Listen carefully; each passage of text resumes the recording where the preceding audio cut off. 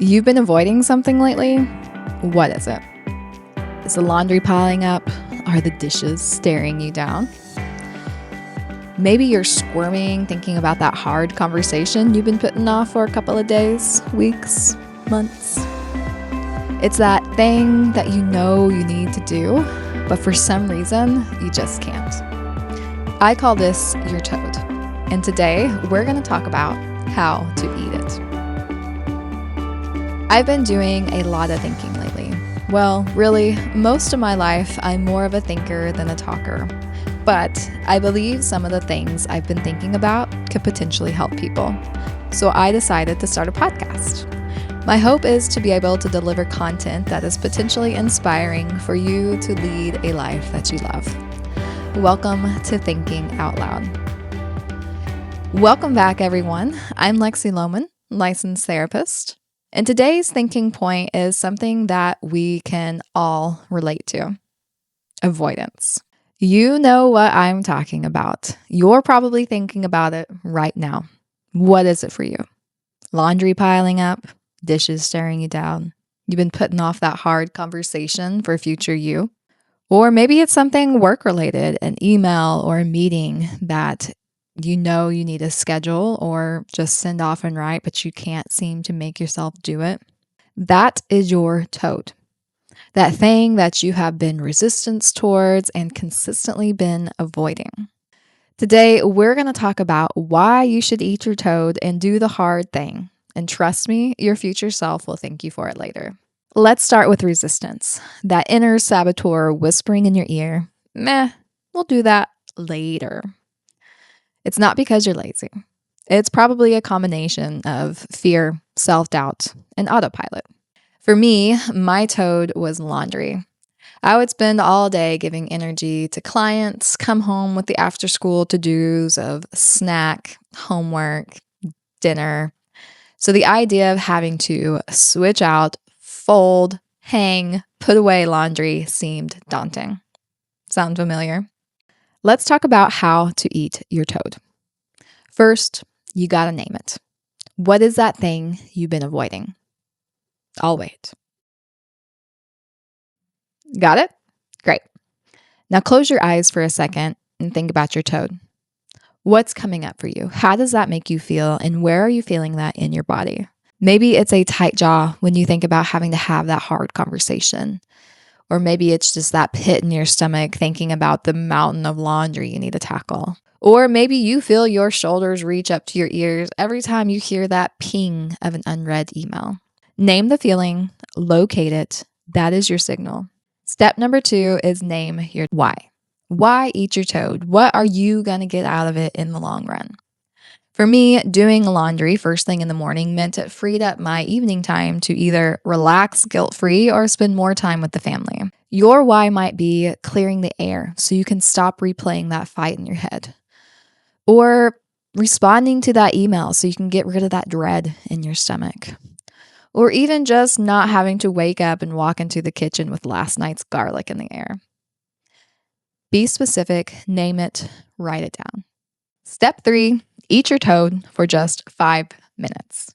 Yes, that's right, just 5 minutes. Go toss that load of laundry in the washer. Go text that person, hey, can we chat tomorrow? Write one line of the email that you need to draft. If your day's already gone today, then journal tonight. What toad did I dodge today? And what is my why for tomorrow? Because awareness is the first fight. Step 4, beat the resistance, even when 5 minutes feels like too much. So maybe you're thinking, okay, Lexi, all this sounds great, but I still can't get myself to eat my toad. Resistance is sneaky. Here's how to outsmart it. Step 1, start small. Yes, I've said this before, and I'm going to keep saying this again because it works. Long-term change requires tiny changes. So go grab a sticky note, write out, I avoided blank because it made me feel blank. And then the second part is, tomorrow for 5 minutes, I will blank. And then be sure to give yourself a little pep talk, add some sort of positive self-talk statement like, I've done harder things than this before. Step number 2, turn it into a habit. I've got 2 tricks to help you with this. One is time blocking. So if you set that amount of time in the morning for you to eat your toad, whatever your toad is, it does not have to be the same toad every day, then you're always going to have that time to show up for yourself to eat that toad. Second trick is pair it with something fun. I usually turn on a podcast, some music, an audiobook, a YouTube video, something that helps me enjoy myself while I'm doing the laundry. Not only should you eat your toad, you should also do it first thing in the morning. Here's why. When you tackle something hard when you first wake, your brain's going to release dopamine. That is that feel-good chemical, and it's going to release it up to 250%. 250% increase for hours. I don't know about you, but for me, eating your toad is a win-win. Not only do I get to achieve my why, which is spending more time with the family, I also don't have to go throughout the rest of my day with that dread in my stomach, knowing that I'm going to have to eventually eat my toad. Here's a pro tip. Pair eating your toad with 10 minutes of sunlight in the morning. Why? Another chemical that your brain releases is called cortisol. This is your wake-up hormone. Cortisol naturally peaks early in the morning and wanes throughout the evening. So if you pair this with a hard task, it helps your cortisol dip in the evening, and that's going to help you get rest and sleep. A few last thoughts about eating your toad before we go. 1, don't make every morning a monster toad. You'll burn out. Give yourself a decent-sized task here and there, and then there should be a few small things to follow up. 2, give yourself rest days. It is grace over guilt. There are days that I do not do laundry in the morning, and that is okay.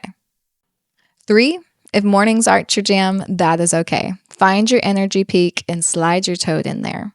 We are looking for consistency, not perfection. Your mission this week is to pick one toad. Eat it first thing, whatever first thing means to you, and then feel that dopamine hit, that weight lift. You're not just checking boxes. You are building momentum for a life you love. And then share your toad wins on socials. Tag me. I want to cheer you on. And if you're ready to turn Eat Your Toad into a lifestyle, join my free Facebook group, Lead a Life You Love. It is free. There I've got daily prompts, resources, live coaching, Q&As, and a community that gets it. And if you are craving deeper transformation, clearing all the toads, not just the daily ones, I've got the Reignite Masterclass. It's opening next week, and this is 16 weeks to rewrite avoidance patterns for good. Thanks for hanging out today. Hopefully you had a takeaway that was potentially inspiring for you to lead a life you love. Until next time.